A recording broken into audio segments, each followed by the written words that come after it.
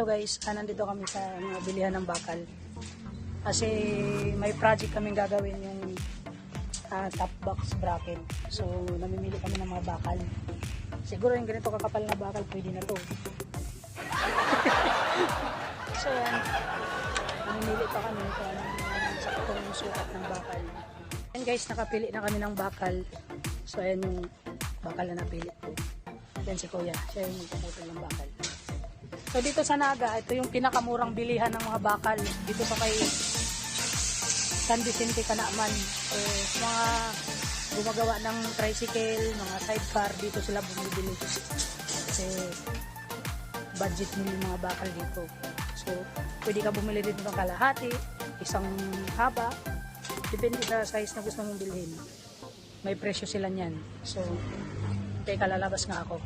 So yan guys, kung makikita nyo, yung pangalan ng hardware na to, ano lang, yung parang sa lugar lang nila, San Vicente Hardware. So dito yung sa may Calakman. Ayan, dito na kami sa bahay. So kasama ko si Pandi, siya yung manager namin. Si Bert yung master welder.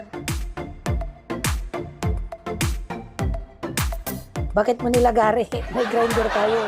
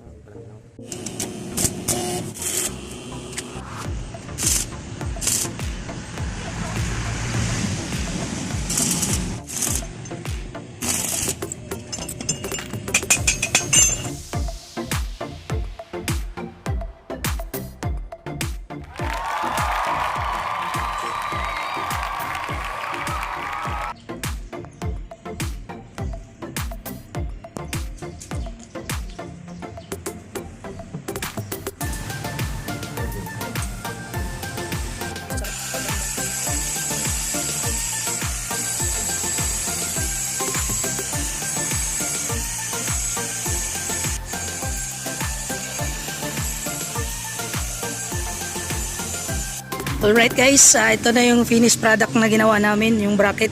So yan, kung makikita nyo naman, ano yan, quality.